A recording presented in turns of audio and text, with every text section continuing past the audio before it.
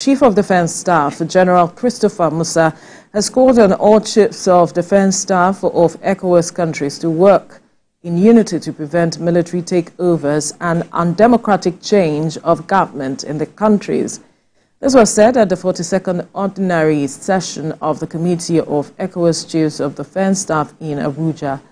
The CDS added that the threat of a military takeover of a government must be destroyed, as it negated the core responsibilities of the military profession. He also noted that the military must uphold democratic values in line with their constitutions. Joining us via Zoom from Senegal for this conversation is Dr. Oluwole Ojewale, who is the Regional Coordinator, Institute for Security Studies, Dakar, Senegal. Good morning. Thank you for joining us on the program. Thank you for having me. Now, why this statement is coming is as a result of the pullout of the three countries from ECOWAS, talking about Mali, Niger, as well as the other third country. I can't remember what the name is now, but talk to us how ECOWAS have been able to manage these countries' concerns and grievances with the body, and that they decided that they were not going to come back, because one of the reasons they gave is that they talked about the inhuman sanctions that ECOWAS meted on them, and that is why they are not returning back to the body.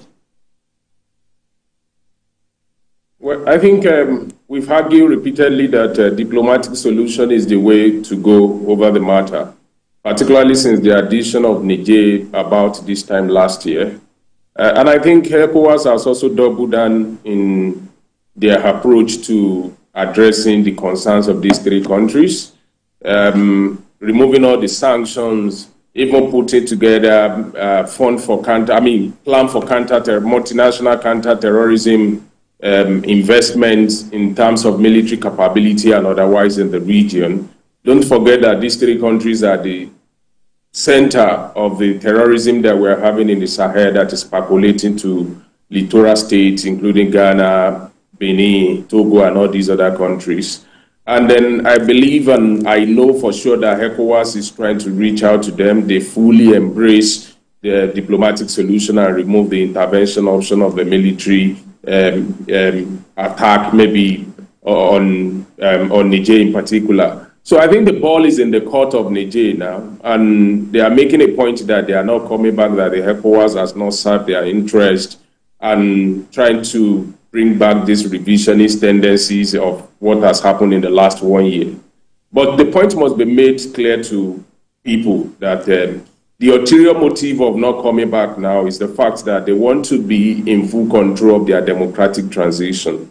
In the recent time, Mali completely removed the election timetable and said they are coming up with a new date.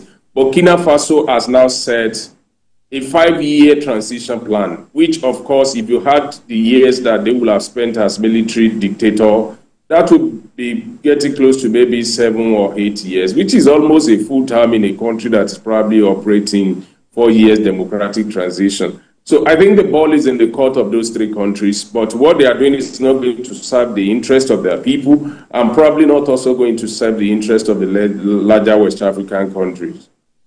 And if you look at what has been going on in the region, basically West Africa, and even outside the West African region, and the coups that have happened over the years, following what is currently playing out in Nigeria, did this perhaps send a message of, a lack of unity in the region? Well, I don't really think so. And I think the case of Nigeria is probably an isolated case in which people are protesting for against what they consider to be bad governance. And then we suddenly see some very funny experiences coming from northern part of the country, in which some people are hoisting Russian flags. And then a lot of people have also gone to the street to rationalize what they are saying. I also saw a few clips on the social media in which they are saying they are doing that because Russia represents communism and then the Western liberal democracy that we're practicing in Nigeria is not working for them. I don't hold brief for people that are doing that, but to the best of my understanding, I think those explanations are not tenable for obvious reasons. The first question you ask yourself is that Russia represents autocracy. Nigeria is practicing democracy. So what is the similarity in that? And Russia is backing the junta in Mali, in Niger, and in Burkina Faso. Are they saying they want such replicated in Nigeria? I think that is a no-go area. And I'm happy that those people are probably going to have a date in court to explain their actions to their lordship. That is the number one thing. And the second thing is the fact that even the argument about communism, the West, IMF not serving the interest of the people, yes, they can say all that, but there are better ways to go about it. And you ask a very basic question that, who are their teachers? What are they teaching them? To the extent that they are so ignorant that they cannot separate Russia from the Soviet Union that practiced communism. From where are they getting their history about politics and democracy and all this? So I think it's rather a neighborhood effect of a nearness to what they are seeing what has happened in Niger, and they probably want to copy that experience and replicate it in their protest. But I think it has no place in Nigeria, and I don't really see so much of concern in that regard. We just have to ensure that those people are, those who perpetrated that are tried properly in the courts to explain the motive behind their action.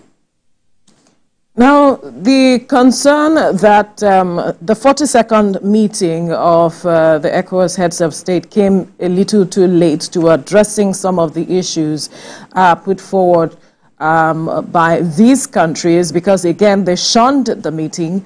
And this is raising concerns as to how this could undermine the fight against terrorism. Talk to us about if you see it in that direction, because these same countries have formed an alliance and they are saying that we're going to take charge of our security issues. Yes, it's good if they are able to take care of their security issues. But based on data available from Armed Conflict Event Location Database in the recent time, I think they have not lived up to that expectation. The only major experience in the recent time is the Malian military government by their army taking over Kidal. But in less than 2 months after that, you saw what has happened in the past few days close to the Algerian border, in which about 80, depending on whose figure you are quoting, but dozens of soldiers, including mercenaries of Wagner, were killed. So when you look at how the incident have been rising and the number of attacks that these emboldened terrorist groups and rebellious groups have been able to stage in Burkina Faso, in Mali, wasting soldiers, wasting resources and military capability, and materials and assets, I don't think they are living up to that expectation. What they said in the first place is that they took over power because the democratic government was not delivering on security governance in those countries. But they've not handled it better. In fact, the data have gone up. So I think to a large extent, if there is demonstration of interest, if there is demonstration of commitment, we can probably score them to say, okay, let's give them a trial. But I don't think they are on the right track, because what they are doing basically is regime protection. When they bring in machinery and everything that they are doing. And they put together the Lutako Goma Charter, the alliance of the three countries for defense and security. We have also now seen that in reflecting in their counter-terrorism effort. I think it's all over the places in a bid to demonstrate that they are probably doing something. And you see, what they did is that they decouple from all multilateral and bilateral military arrangement that they had. They sent the peacekeeping mission packing in Mali and in all these other places, the G5 Sahel and all those things, and stick only to Russia. And you see the case now, the fact that they have reduced their decision and partnership to that one sole factor. Russia is also scavenging for arms in North Korea, in Iran, because of the war that is going, that they are prosecuting in Ukraine. So Russia, that they have come to embrace, has not even been able to help, themselves. So I don't see, I think these people are just buying out time. And the overarching objective is to make sure that they determine their democratic transition, put themselves on the ballot, contest the election, win the election, like you have seen in Chad. That is what they are trying to do. And that's the reason why they are trying to send packing every democratic alternative or voices that might probably want to challenge that notion. So they need, I'm very, very sure that they are going to come back to ECOWAS, even though I can't tell when they are going to come back. But even when they have their own military arrangements, counter-terrorism arrangements and all those things, whether the Liktako Goma Charter, it's not a bad in embracing external support. That is the way to go. But how is this going to undermine fight against terrorism in the Sahel? Because the Chief of Defense Staff is calling on all Chief of Defense Staff of ECOWAS countries to work together as we speak. Perhaps they are seeing some handwriting on the wall, and they see that there is the need to work together much more than ever before. Well, those things are good. For the remaining, I think, 12 ECOWAS countries, they have to do that. And I think you can't force yourself on others. Where they have to really concentrate their effort is in their border security now, particularly with these 3 countries, to forestall the movement of arms and terrorists penetrating into these other 12 countries. That is the critical role now that I think they need to play, and to really make significant investment in terms of military assets, in terms of intelligence gathering, cross-border cooperation, to be able to first and foremost secure their borders. And then when the other leg of conversation and engagement continues to go with this AES state, you can't force a diplomatic relationship on them if they say they want to stay alone for now. What we can do is to secure our own front. And I think those are the areas in which the military the chief of defense of this other country need to work together, at least to secure these other countries. For me, that is the way to go now, when they continue to engage with their colleagues in those 3 countries. And I agree with you on, the border control. When you look at most nations facing unrest in the Sahel region, you will see that there have been continuous complaints about porous borders, a lack of border control. But, security experts have also been, talking about the fact that there is a low level of confidence that the people have in their government. Of course, we should have moved from the we against the security agencies, and it should be an individual approach to ensuring the security of the nation. So how do we imbibe this? How do we bring back the need for citizens themselves to be able to identify some of these threats in their region as soon as they come in and inform the security agencies?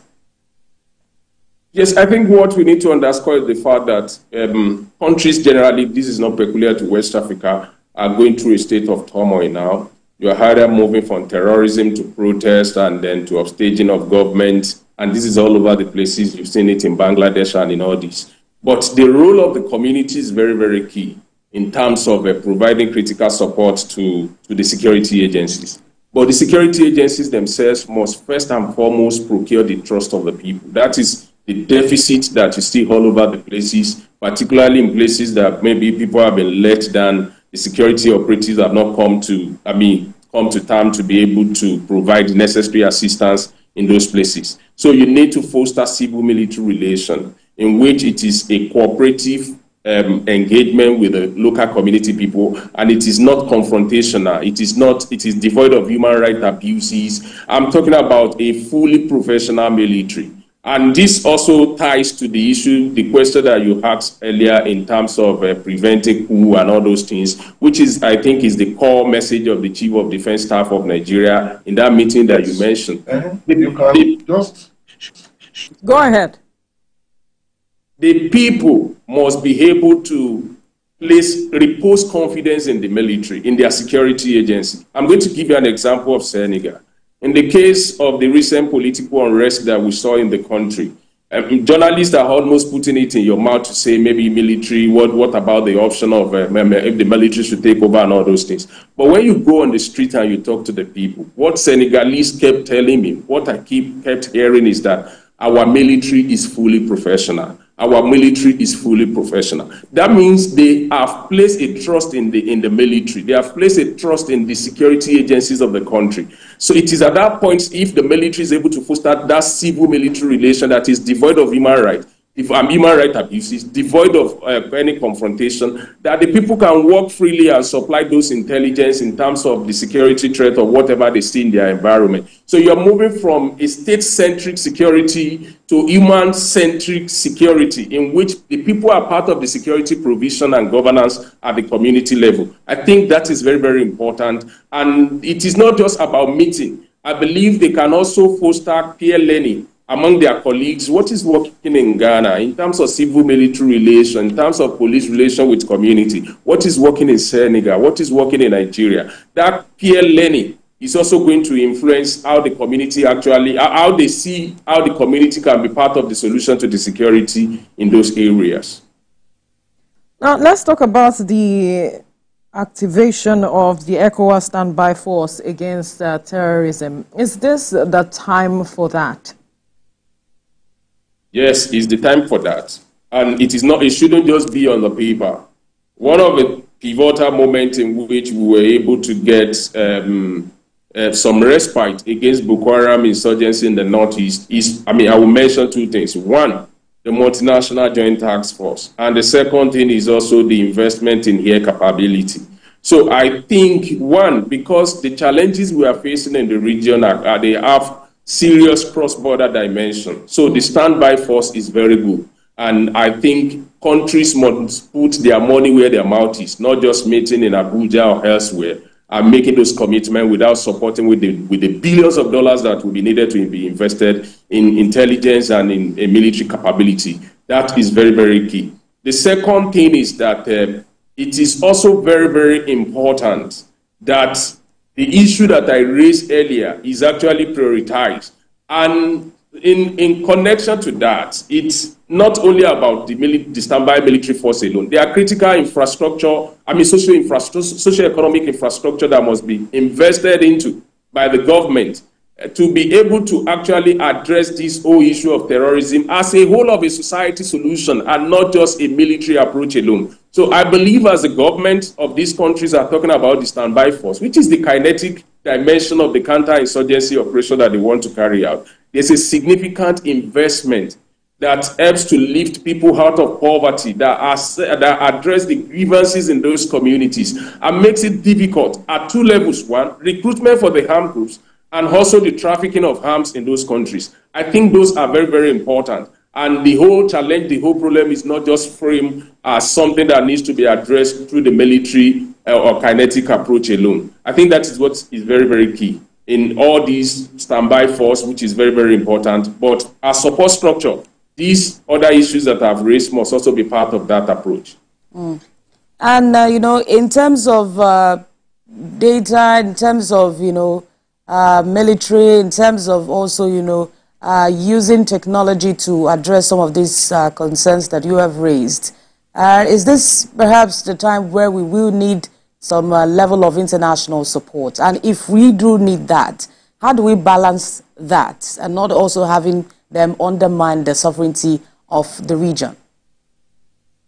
Well, I think we have always needed international support, particularly from the allies in the West. And it's not only from the allies in the West. Nigeria, for instance, had to procure arms from Russia at some point to prosecute the counter-insurgency operation. So I think what is key is that, one, we don't manufacture some of the military assets that we need. And then it's also very, very important that the conditions that are met out when you want to maybe secure some of these military partnership and bilateral aid are also adhered to issues of human rights. Very, very important. Before arms can be sold to you, they want to be sure that you are going to use it for the legitimate operation and that your military is going to be fully professional in doing that. What we have seen in the recent time, particularly in the Central Sahel, is the decoupling of these international support. And I know that people sit on the different part of the spectrum in terms of the understanding of whether those approaches or those security governance or defense mechanism that were provided by the Western Alliance actually work or not.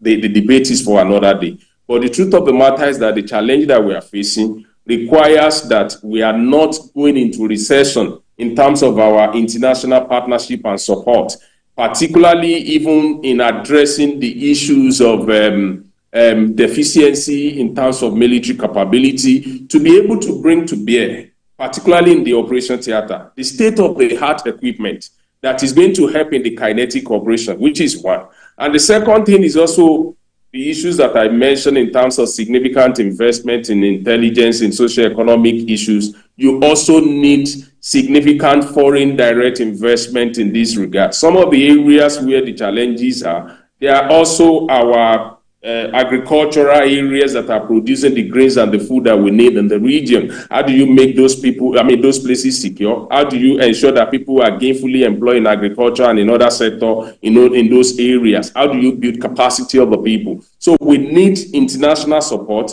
from within our region, and more importantly, from external actors and partners in this regard. Traditional partners that have supported the engagement in the different areas that I've mentioned in West Africa. How do we ensure that they don't undermine our effort? One, I think the number one thing is that we have to be, we don't come to the table as a mean to be taken on the table. You go to the table with your own strategic focus on national interest, on what you want to achieve as an outcome. Most of the cases in Nigeria, generally in Africa, what we've seen is that a lot of people who show up in those places do not come with any strategic ideas in terms of what they expect from such relationship. Particularly if you look at the case of Nigeria, and I say this with profound, with a profound sense of responsibility.